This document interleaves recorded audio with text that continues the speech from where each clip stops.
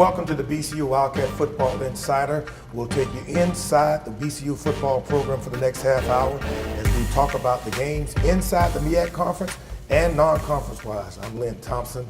Joining me as always is the head football coach, Terry Sims. Coach, we went on the road to Indianapolis, Indiana to the 35th annual Circle City Classic, a barn burner of a football game, a tremendous high-scoring affair. The Cats had a chance to win it in the end, but we lose it 41-35 to a real good Howard University football team. We did, and you know, you have to take your hat off to Coach London and his staff and his football team. They came in and they were prepared, just like we knew they would be. We just spotted them too many points early on in the game. Our defense, we just did not hold steady in the first quarter and the first part of the second quarter. You look up, and in terms of what you lose, you also lose one of your star players, Keyshawn Bird, goes down with an apparent very significant knee injury on his second kickoff return. Coach, the outcome is yet to be known officially, but he'll miss significant time, won't he? Yeah, we definitely know he'll be out this weekend. He's going to have his MRI in the next day or so, and we'll know for sure exactly what it is. He is moving around on it right now, you know, not looking bad at all, but we still want to get an MRI and probably not play him this weekend just to make sure. Coach, with your philosophy is next man up. The next man who happened to be up was a guy who played in the same backfield with him in high school from the same community, Jimmy Robinson. We'll talk about Jimmy, but I think the best thing to do is let the folks see Jimmy in action as we toss it to the highlights from the 35th annual Circle City Classic.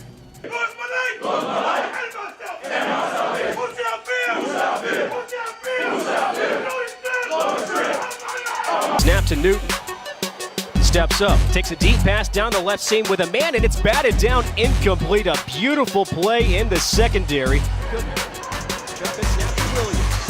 Feeling pressure, now throws, middle end zone, has a man, jumping catch made! Touchdown, maroon and gold, Stephon Francois.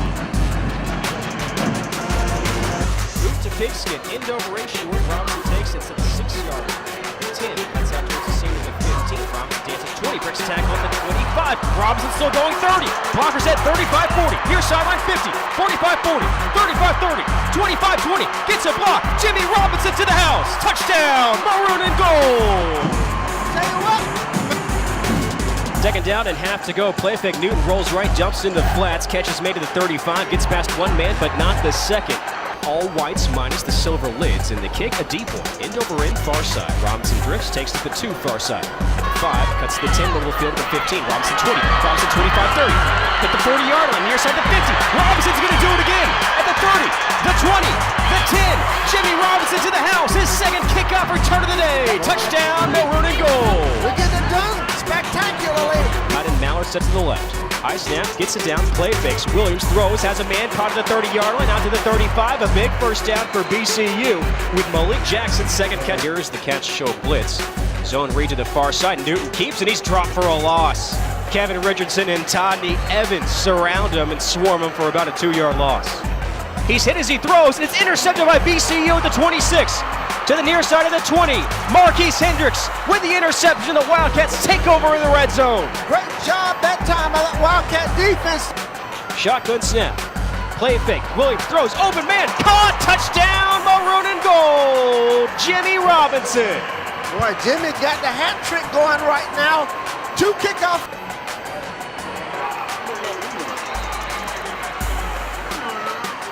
Sweep out to the near side for Dorsey, and 3 Wildcats stop him in his tracks at the line of scrimmage. Receiver to the left.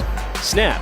Give again. Tupac through the middle at the 20. Tupac 15. Tupac takes on a defender, and he's low snap to Newton. Picks it up, and he's tackled. And so the extra point attempt. Williams claps. This snap gives Washington at the 45, the 40. Cuts out at the 35-yard line. He's got another first down. The shotgun snap to Kalen Newton. Here comes the blitz. Newton steps up, and he's sandwiched down to the 35-yard line. Still tries to get it out of it, but the Cats hang on for a huge sack.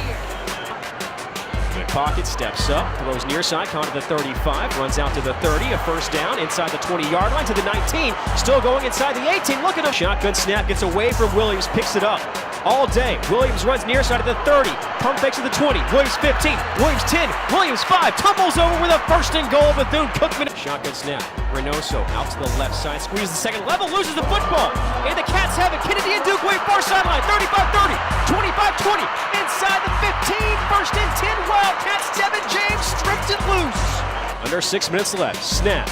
Zone read, Williams keeps to the right side. He's at the 10 for the edge. Williams in the end zone, touchdown, Maroon and goal. That's what it should have been the first time. From 50, snap to Kalen Newton. Pump fakes, Newton steps up, under pressure, runs out to the right. He's being chased to the 22. He throws, and it's incomplete to the 44. Broken up by Bethune-Cookman. Snap to Williams. Williams all day to throw, throws down the middle of the field, caught at the Howard 45-yard line, a first down. Bethune-Cookman as the clock stops again for the Cats. Jimmy Robinson on the catch is third.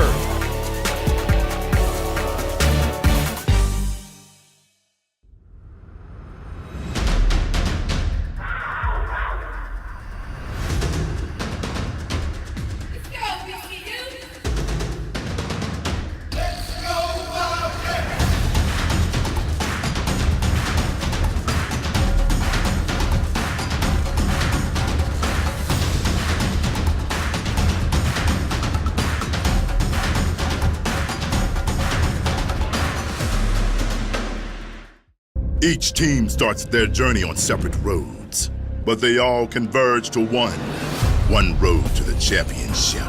There will be revenge and redemption. There'll be an Aggie and Eagle standoff. There'll be Bulldogs and Bears colliding with Tigers and Spartans, Hornets fighting off Bison, and Wildcats rattling the Rattlers. The road has twists and turns, and when it ends, one thing is certain. Only one team will claim the title, MEAC champion. The DNA of Bethune-Cookman comes from the heart of a great woman whose legacy lives on today in each and every Wildcat. I leave you love. I leave you hope. I leave you a thirst for education. I leave you faith. I leave you, finally, a responsibility to our young people. Great leaders always leave something for others to follow. What will you leave us? This December 15th, the best in HBCU football will meet in Atlanta at the Celebration Bowl. MEAC champion versus SWAC champion. Only one will rise above the rest at Mercedes-Benz Stadium and claim the coveted Celebration Bowl trophy. For more information, visit thecelebrationbowl.com.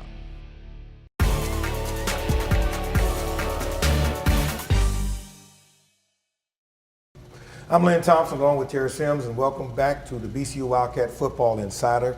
We're taking a look now at the exciting highlights from the 41-35 loss that the Cats suffered in Indianapolis, Indiana at the 35th Annual Circle City Classic. Coach, it was another significant offensive showing. Arkevius Williams continues to grow into the role. His third consecutive 200-yard plus passing day. We showed a lot of weapons. He managed to throw the ball around the field to several guys. And you also were able to put the ball in a lot of different folks' hands. But there and again, not a lot of 3 and outs. We were able to get consistent drives going. A drop ball, a tip pass gives up a touchdown. But overall, offensively, how do you think the Cats did? I don't think we played bad as an offense. I think we went out and we achieved a lot of our goals on Saturday. We hit a lot of our marks. We did a lot of the things we talked about doing all week. We put the ball in different guys' hands. We were able to run the ball, which we were definitely focused on for this week. I just think it was, a little too late when we made our last push and trying to win it on one play with Arkevius, throwing the ball across his body. Never gonna say one play lost the game. We had our chances, and you can't have turnovers. Definitely not turnovers for touchdowns against a team like that because it's hard to recover from. Coach, when you look up in terms of the weapons that you have, we still we only ran 66 plays. Howard ran 81. The time of possession, 25 minutes worth of possession, but that does not indicate the volatility of our offense because Jimmy Robinson, this kid showed all of America what he could do on special teams. He takes 2 kickoffs to the house. This is the 3rd touchdown on a kickoff for the Cats this year. We rank very highly in that category on a national scale. But one thing it did show, even in a loss, Coach, we can strike from anywhere on the field. We can, and we're only going to get better. We're going to continue to get better. I think we'll see some more things develop this week in our game plan.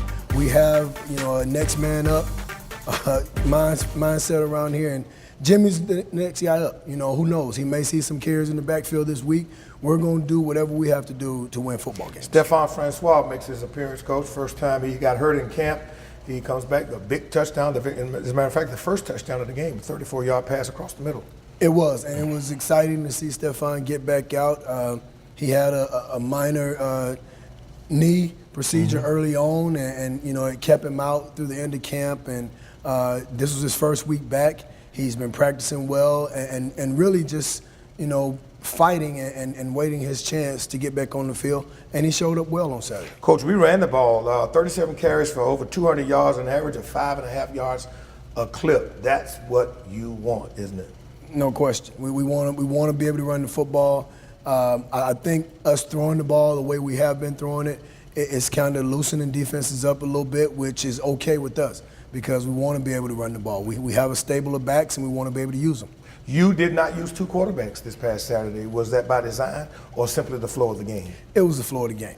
We're never going to disrupt the flow of the game, and Akiva's had, the hot hand, early on in the game. The offense was moving. Everyone was following him, so we saw no way or no sign in there that we need to pull him and insert another quarterback. Coach, you managed to get, who's it, Isaac Washington? This kid can run the football, can he? He is, and he's a young talent. We've known that Isaac was going to be special from the day that he got here. He's just that type of back, and we saw on Saturday some of the things that he can do. Coach, let's talk about the 2 fumbles. 2 drive-killing fumbles inside the red zone, one at the 1-yard line. Tupac gives one up at the 4.5-yard line. Both of those guys were making the effort. In fact, Tupac had 2 hands on the ball, and he cradled it the proper way. Just the luck of the game? It's one of those things. And when you watch it on film, the kid that hit him, he put his head the only place you could put it on the football to get it out of his pocket. And Tupac had the ball secured. He did everything that he had been coached to do. The other kid just made a play, and it was just one of those things that happened. Isaac's trying to get into the end zone, wasn't he? Isaac was, running backwards as you see, or moving backwards as you see a lot of running backs do, trying to force his way in, and the ball got knocked out. I mean, it was 2 effort plays where we fumbled the ball, and you never want to say don't give second effort. That's just something that we have to coach as coaches, to let those guys know that there is a certain time that you want to just get down and secure the ball and allow us to play another play. Okay, we'll come back in just a few moments and we'll talk about the defensive unit. You heard Coach Sims say at the beginning of the show that we gave up too much too soon in the first quarter, and that may have spelled the difference in the game. We'll be back on the Wildcat Insider in just a few.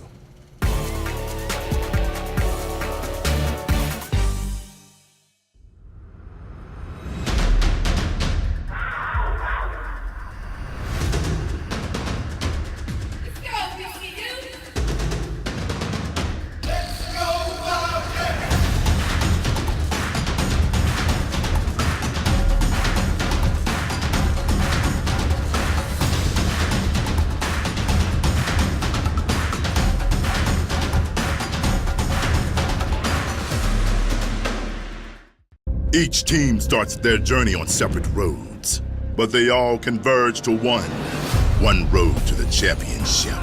There will be revenge and redemption. There'll be an Aggie and Eagle standoff, There'll be bulldogs and bears colliding with tigers and Spartans, hornets fighting off bison, and wildcats rattling the rattlers. The road has twists and turns, and when it ends, one thing is certain. Only one team will claim the title, MEAC champion. The DNA of Bethune-Cookman comes from the heart of a great woman whose legacy lives on today in each and every Wildcat. I leave you love. I leave you hope.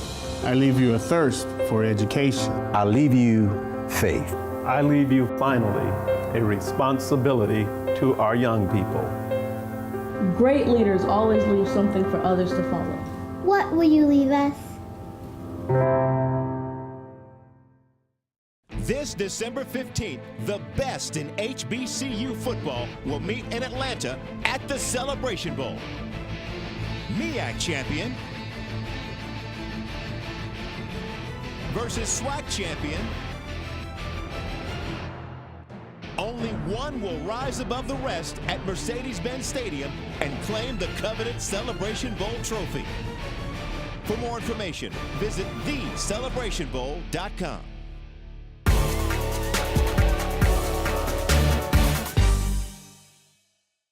I'm Lynn Thompson, and welcome back to the BCU Wildcat Football Insider. We are recapping the football game in Indianapolis, Indiana.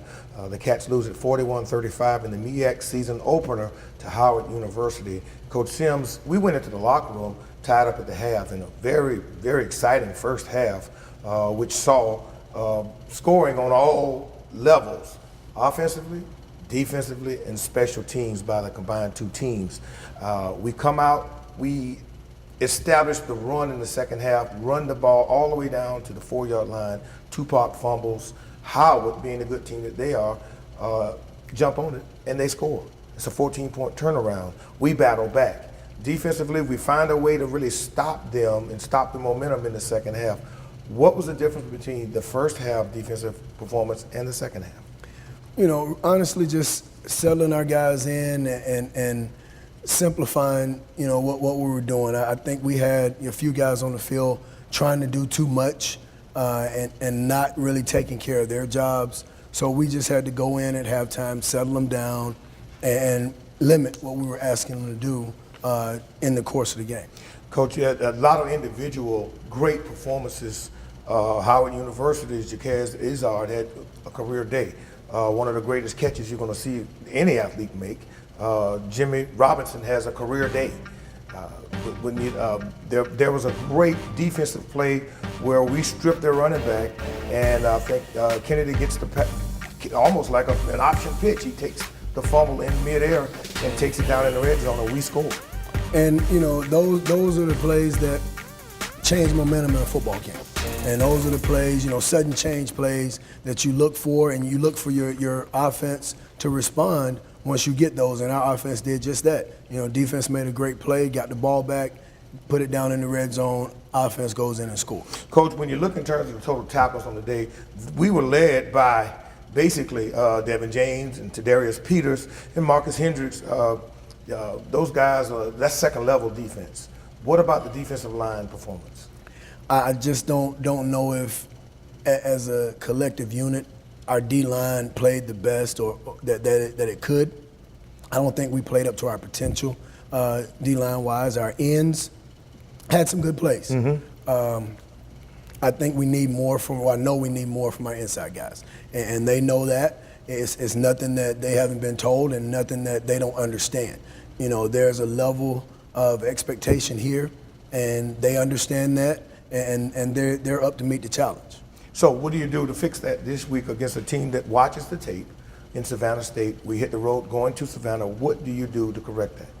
I think we have to one, recognize the issues, guys playing out of their gaps. We have to make sure that's what we're drilling this week. We have to really, really focus on our technique and our gap responsibility and just make sure these guys they're doing the things that they're coached to do. This is our first conference game on the road, Coach, which means that we are limited by the MEAC rules with the squad size of how many people can travel and play in this game in conference play. What impact would that have on your ability and your coordinator's ability to really dole out assignments?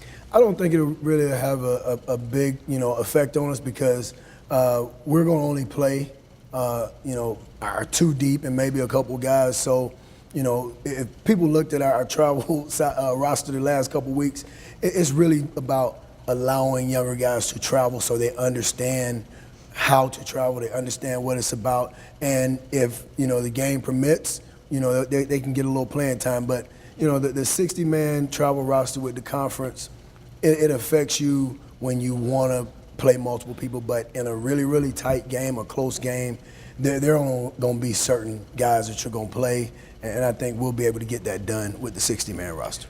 Howard throws for over 300 yards, Coach, and Kalen Newton, a good performance. This guy's mobile back there. He was accurate. He was able to hit some receivers. Was that as a result of us not being able to put the interior pressure on him? Because I know there was a strategy in place to keep him boxed in. It was, and like I said, the guys on the outside were giving us some of what we were asking for. We just did not have it inside, and that's where it really hurt us with him being able to escape a few times, and then just having just a little bit too much time back there to throw the ball. Okay. We have to, get our inside guys going. I think this week we will. They'll be ready to go, and we'll see a different performance out of those guys. We'll close the book on the Howard BCU game, and we'll come back in just a few moments and go around the league and then talk about this week's opponent, Savannah State, the Tigers in Savannah, Georgia.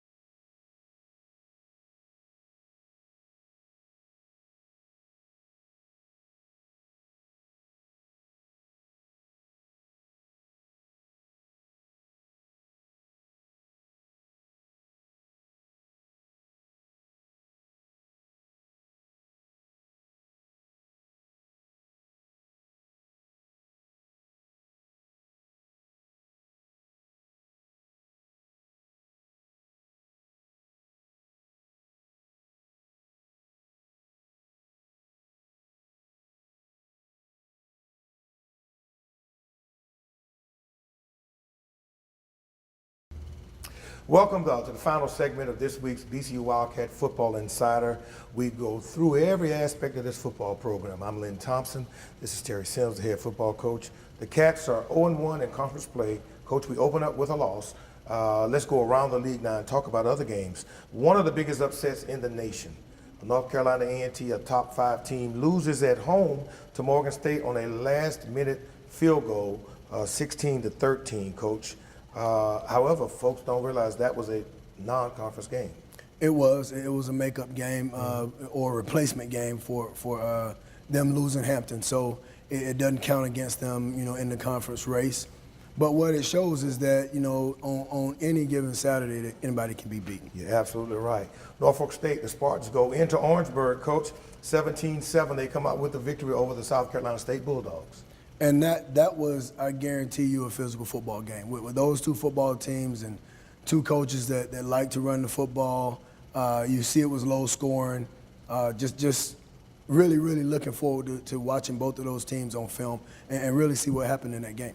North Carolina Central loses 55-13 to Duke in a game in which North Carolina Central actually played very well for the first half. They did, and you know, watching the highlights from that game, you know, you're always going to have most FBS teams that are going to have a little bit of a leg up because of the depth. Yeah. But Central did not play a bad football game. Dale State was off this week, which brings us now to the game in Tallahassee. After leading at the half, Savannah State wasn't able to hold on. They lose it 31-13 to the Rattlers in Tallahassee, and now we've got to go into Savannah to a bunch of Mad Tigers. We do, but we're taking a bunch of Mad Wildcats to play a bunch of Mad Tigers. So it's going to be a good football game. You know, people think about Savannah State, and they really don't give them the respect that they deserve, but they have put together a really good football program down there, and we got to make sure that we go in and we're clicking on all cylinders and playing with great technique to be able to get out of there with a win. Last time we went into Savannah, Coach, we were decimated by injuries going in. We had a lot of things that happened in that football game, lost some more players, and we lose for the first time. And I think in 15 years at Savannah State, we were able to also correct that the following year, last year in Daytona Beach.